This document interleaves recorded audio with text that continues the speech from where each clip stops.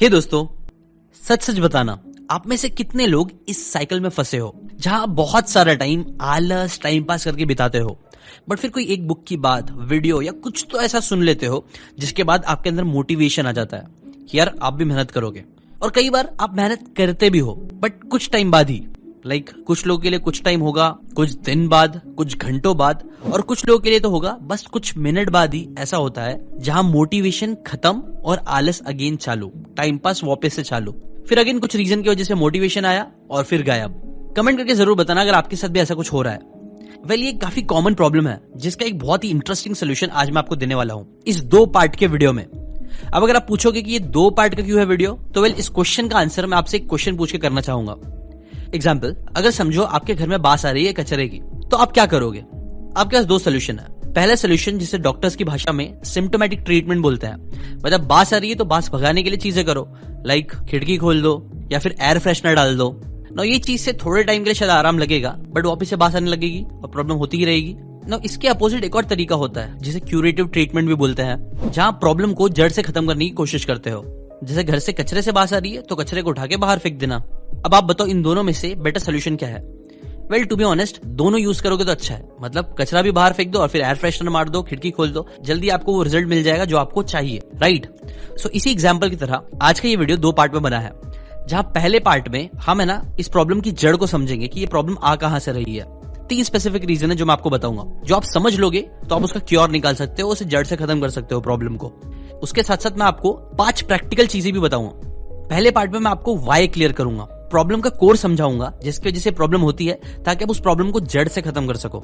यहाँ पे आपका वाई क्लियर हो जाएगा। और उसके बाद सेकंड पार्ट में हम जाएंगे हाउ और व्हाट पे, जिसमें मैं आपको 5 तरीके बताने वाला हूं जो आपका हाउ और व्हाट क्लियर कर देगा कि यार एक्शनेबल स्टेप क्या लेना है, क्या करना चाहिए, मोटिवेशन कैसे प्रैक्टिकली आएगा। ये चीज सेकंड पार्ट क्लियर करेगा, ठीक है? और ये बातें मैं आपको 1 नहीं 2 नहीं बल्कि 3 अमेजिंग बुक की बातें मिला के बताने वाला हूं। सच में बहुत इंटरेस्टिंग बुक्स है। कौन सी बुक है वो जरा सब्र करो, वीडियो के एंड में आपको पता चल जाएगी। तो पहले स्टार्ट करते हैं वाई से, पहले पार्ट से, जिसमें से 3 में से पहला रीजन है the curse of rewards. Stanford University में कुछ बच्चों पे एक्सपेरिमेंट करा गया था, बच्चे जो नर्सरी और किंडरगार्टन में थे। अब बात यहां थी ना कि वहां जो बच्चे थे ना, उनमें से कई सारे बच्चों को ड्राइंग करना पसंद थी। उन्हें जब भी बोला जाता था वो लोग खुशी खुशी ड्राइंग करते थे। बट फिर क्या हुआ कि टीचर्स ने ना बच्चों को ड्राइंग करने पे रिवॉर्ड्स देना स्टार्ट कर दिया। जैसे कि एग्जांपल दे रहा हूं, गोल्ड का एक स्टार, बैच, चॉकलेट या ऐसा कुछ टाइम उन्होंने रिवॉर्ड दिया, जिसकी वजह से बच्चों को बहुत मजा आ रहा था, वो लोग और ड्राइंग कर रहे थे। बट फिर जैसे ही ये रिवॉर्ड देना बंद कर दिया गया, बच्चों ने ड्राइंग करना कम कर दिया। उनका जो पहले मन करता था ड्राइंग करने का, वो खत्म हो गया। अब उनको सिर्फ चाहिए थे क्या? रिवॉर्ड।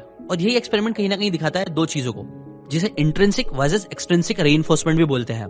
आपने नोटिस करोगे ना, जब भी कोई चीज हमें दिल से खुद से करने का मन करता है, तब हम उसके लिए बहुत ज्यादा मोटिवेटेड रहते हैं। लेकिन जब हमें कोई काम करने बोलता है और उसके पीछे कुछ रिवॉर्ड छुपा देता है, तो वो काम हम लोग कर तो लेते हैं, बट कई बार उसकी वजह से जो एक्चुअल में काम होता है, उसको करने का जो एंजॉयमेंट होता है, वो धीरे धीरे खत्म हो जाता है और वो काम जैसा लगने लगता है। यही है पहला कोर रीजन। अब आते हैं दूसरे रीजन पे, जो इसका ही अपोजिट है, जो है ब्लेसिंग ऑफ वर्क।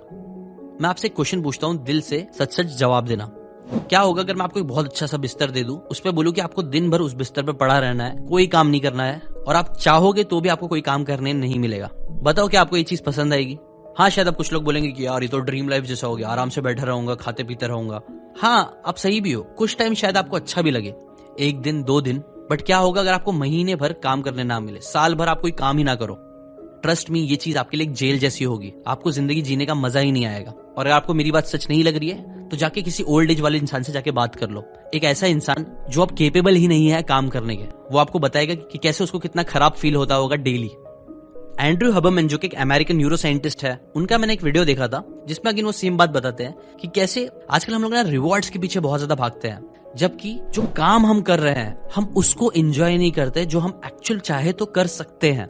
हाँ, ये चीज इजी नहीं होगी, बट ट्रस्ट में, अगर हम लोग ये एक सिंपल चीज सीख लिए, अपने काम को एंजॉय करना, तो ये चीज हमारी लाइफ को बहुत बेटर बना सकती है और आपको बहुत ज्यादा रिवॉर्ड्स दे सकती है बिना रिवॉर्ड्स की फिक्र करे। एग्जाम्पल, वो बताते हैं कैसे बहुत सारे सक्सेसफुल लोग जो आप देखोगे ना, जो बड़े बड़े काम कर पाते हैं, वो इसलिए कर पाते हैं क्योंकि वो लोग जो काम कर रहे हैं उसे एंजॉय करने की कोशिश करते हैं, ना कि उनका फोकस होता है रिवॉर्ड पे। एक बहुत ही मोटिवेशनल इंसान है, जिसका एग्जांपल मैंने कई बार आप लोगों को दिया है, जिनकी बुक समरीज भी मैंने बनाई है। अगर आपने नहीं देखा तो जाके जरूर देख लेना, can't hurt me by David Goggins. David Goggins आप बोल सकते हो one of the most motivational इंसान है, जिन्होंने ऐसे ऐसे काम कर दिए हैं जो एक आम इंसान करने का कभी सोचेगा भी नहीं, ड्रीम भी नहीं करेगा। और वो ये सब क्यों कर पाए आपको पता है? वो इसलिए कर पाए क्योंकि वो काम करने को एंजॉय करते हैं। वो डिफिकल्टीज की तरह नहीं देखते हैं, बल्कि वो डिफिकल्टीज को चैलेंज की तरह देखते हैं, जो चैलेंज लेने में उन्हें मजा आता है। जैसे कि फॉर एग्जाम्पल उनकी बुक का एक जो बहुत ही फेमस किस्सा शेयर करते हैं, जहां वो 100 माइल्स भाग रहे थे, तब उनके पैर की हड्डियां टूटने लग गई थी, उनके पैर से खून निकल रहा था, उनके टॉयलेट से खून निकल रहा था, उनके पैर लोखंड जैसे हो गए थे जो उठ ही नहीं रहे थे। वो टाइम पे जब उनका एक पैर अपने आगे लेने का मन ही नहीं कर रहा था और रेस आप बोल सकते हो ऑलमोस्ट आधी बची हुई थी, तब रिवॉर्ड्स या फिर मुझे उसको गलत प्रूफ करना है, ये सारी चीजें ने डेविड को मोटिवेट किया ही नहीं। उनका तो बस मन कर रहा था कि उनको जाके बस बैठ जाना है, आराम करना है। बट फिर भी वो रुके नहीं, पूरी रेस को खत्म किया। क्यों? क्योंकि उन्होंने यही सोचा कि यार ये जो चैलेंज है ना, वो चैलेंज सिर्फ मैं ले सकता हूँ और मैं ही पूरा करूंगा अपने लिए, अपने आप को चैलेंज करते हुए। उनके दिमाग में ये सब नहीं चल रहा था कि मैं रेस खत्म करूंगा तो रिवॉर्ड मिलेगा, लोग मेरा इंटरव्यू लेंगे, मतलब मेरा नाम होगा। नहीं, उनको सिर्फ अपने आप को प्रूफ करने के लिए काम करना था। वो उस काम को एंजॉय करना चाहते थे, वो उस चैलेंज को लेना चाहते थे जो उनको लाइफ में आगे बढ़ने में हेल्प करे। और वो चीज नहीं उनको आप बोल सकते हो इतना सक्सेसफुल इंसान भी बनाया। इसलिए सेकंड चीज ये समझो, ब्लेसिंग ऑफ वर्क। जो काम आज हम कर पा रहे हैं, वो काम करना ही हमारे लिए एक ब्लेसिंग है। इसके साथ साथ थर्ड कोर प्रॉब्लम जो कई बार मोटिवेट होने नहीं देती है, वो है the problem of time delay. देखो, हम इंसानों को ना हर चीज फौरन चाहिए। देखो, कई बार क्या होता है कि हमारा मन करता है हम जिम जाए और जिम जाके मेहनत करें, और वो हम लोग करते भी है। बट जैसे ही हम लोग मेहनत करते हैं, उसके बाद हमें उसके लिए फौरन रिवॉर्ड नहीं मिलता है।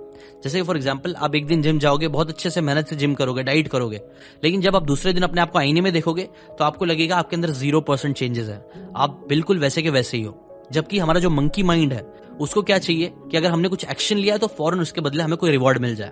बट रियलिटी में जो भी आप एक्शन लेते हो और उस एक्शन की वजह से जो रिजल्ट प्रोड्यूस होता है या फिर जो रिवॉर्ड प्रोड्यूस हो सकता है, उसके बीच में एक टाइम डिले होता है, वो इंस्टेंटली नहीं मिलता है। और कई बार जो टाइम डिले होता है ना, वो अलग अलग लोगों के लिए, अलग अलग चीजों के लिए काफी ज्यादा या कम होता है। और यही चीज कई बार हमारा मोटिवेशन खत्म कर देती है।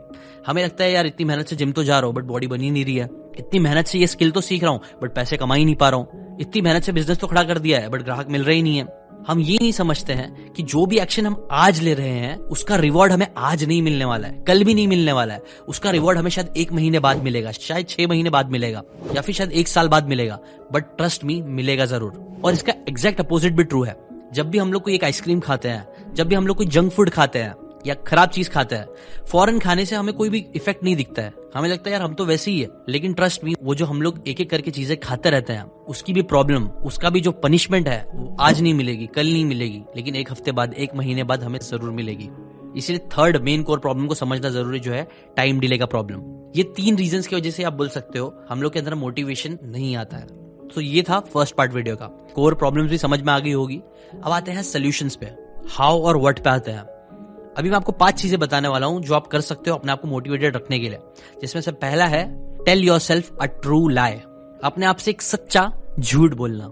स्टीवन जो ऑथर है, वो बताते हैं ना कि उनकी 12 साल की एक लड़की है, मार्जरी नाम की, जिसने स्कूल की पोएट्री कंपटीशन में हिस्सा लिया था ना। उस कंपटीशन में उन बच्चों को बोला गया था कि आप लोगों को ना एक लाए पोयम बनानी है अपने बारे में। पोयम बेसिकली ऐसी होगी जहां पे अपने बारे में झूठी तारीफें करनी है और ऐसी अनबिलीवेबल लेकिन वंडरफुल बातें बतानी है अपने बारे में। अब बहुत सारे लोगों को ये जो चीज है काफी चाइल्डिश और ऐसी लगेगी कि इसका कुछ मतलब नहीं है, बट टू बी ऑनेस्ट, ये वाली जो चीज है ना, अपने आप से झूठ बोलना कि हम काफी ग्रेट है, ये चीज one of the most common trade भी है जो सक्सेसफुल लोग में देखी जाती है। मैंने एक वीडियो देखा था, उसके अंदर एक मिलियनर से इंटरव्यू करा गया था, तब वो यही बोल रहा था कि यार बहुत सारे लोग बोलते हैं रिच लोगों में ये होता है, वो होता है, ये हैबिट उन्हें रिच बनाती है, बट वो मिलियनर बोलता है कि यार सबसे इंपॉर्टेंट चीज जो रिच लोगों को रिच बनाती है ना, वो है उनका सुपीरियोरिटी कॉम्प्लेक्स। जो रिच लोग होते हैं ना, वो लोग अपने आप को, आप बोल सकते हो, कहीं ना कहीं सुपीरियर समझते हैं। उनके अंदर एक, आप बोल सकते हो, डिल्यूजन भी होता है कि मैं कर लूंगा, शायद कोई और नहीं कर पाएगा लेकिन मैं कर लूंगा। ये सेम चीज कनेक्ट होती है डेविड गॉगिंस से भी। वो इतनी सारी अमेजिंग चीजें डेविड गॉगिंस कर पाए, वो अपनी बुक में बताते हैं। मैं इसलिए कर पाया क्योंकि मैं अपने आप से बोलता था कि यार मैं नहीं करूंगा तो कौन करेगा, या फिर मैं ही वो पहला इंसान बनूंगा जो ये करके दिखाएगा। हाँ, पूरी दुनिया में कोई 100 माइल्स ऐसे बिना प्रिपरेशन के, बिना प्रॉपर डाइट के नहीं कर पाएगा, लेकिन मैं करूंगा और मैं करके दिखाऊंगा। अल्ट्रा रिच लोग कई बार अपने आप को दूसरों से ऊपर समझते हैं और वो कई बार अपने आप से झूठ बोलते हैं, बट इंटरेस्टिंग बात पता है, वो झूठ जो होता है ना, वही उनका सच भी बन जाता है। इसलिए पहली चीज जो आप कर सकते हो वो यही है, अपने बिलीफ्स को चैलेंज करना स्टार्ट करो। अपने आप को जितना आप समझते हो उससे डबल ट्रिपल समझना स्टार्ट करो और ये चीज ट्रस्ट मी आपका कॉन्फिडेंस भी बढ़ाएगा और आपको मोटिवेशन भी देगा। जहां सब लोग वो काम करना नहीं चाहेंगे, आप करना चाहोगे, क्योंकि आपके अंदर आपका बिलीव होगा कि हाँ मैं कर सकता हूं। सेकंड चीज जो आप कर सकते हो वो है कीप इट सिंपल। जिम कॉल्बी एक कैंडिडेट थे यूनाइटेड स्टेट्स ऑफ कांग्रेस के, जो एरिजोना 5th डिस्ट्रिक्ट में लड़ रहे थे अपना इलेक्शन। ना बात ये थी ना, जो कॉल्बी थे ना, उनके वो इलेक्शन जीतने के चांसेस बहुत कम थे। डेटा देखे तो 3% चांस थे कि वो इलेक्शन जीतेंगे। बात ये थी ना, उनका जो अपोनेंट था ना, वो एक पॉपुलर इनक्यूबेंट कांग्रेसमैन था। इनक्यूबेंट मतलब ऑलरेडी वो एक पोस्ट पे था, अच्छी पोस्ट पे था। और ये जो अच्छी पोस्ट वाले लोग होते हैं ना, वो कभी डिफीट करे भी नहीं गए थे वहां पे। इसके साथ साथ कॉल्बी जो थे वो एक रिपब्लिकन थे, जबकि जो डिस्ट्रिक्ट जहां से वो लोग लड़ रहे थे वो डिस्ट्रिक्ट डेमोक्रेटिक वाली थी। मतलब आप बोल सकते हो अपोजिट व्यू वाली थी, ऐसा बोलते थे लोग। और इसके साथ साथ ये भी था कि कॉल्बी है ना, पहले ही एक बार इनसे लड़ चुके थे, जो उनका अपोनेंट थे, और बहुत बुरी तरीके से हार भी चुके थे। सो इस बार भी उनके लिए जीतना काफी मुश्किल था और ना के बराबर चांसेस थे। इनके अपोनेंट का नाम था जिम मैकनल्टी, जो कि बहुत ही धड़ल्ले से प्रमोशन कर रहे थे। 15 अलग अलग टाइप के डिफरेंट एड्स चल रहे थे और हर जगह उनका नाम चल रहा था, जिसके जैसे आप बोल सकते हो कि यार जीतना ऑलमोस्ट इम्पॉसिबल लग रहा था कॉल्बी का। बट फिर उन्होंने इस बार एक बंदे की हेल्प ली थी, कंसल्टेंट की हेल्प ली थी, जिनका नाम था जोई शुमेट, जो कि काफी श्रूड बोलते हैं पर्सन होता है ना, वैसा पर्सन था। उन्होंने क्या बोला कॉल्बी को, आपको अपने कॉम्पिटिटर्स की तरह 10 अलग अलग बातें लोगों को नहीं बोलनी है। आपको आपका जो प्रमोशन है, जो कैंपेन की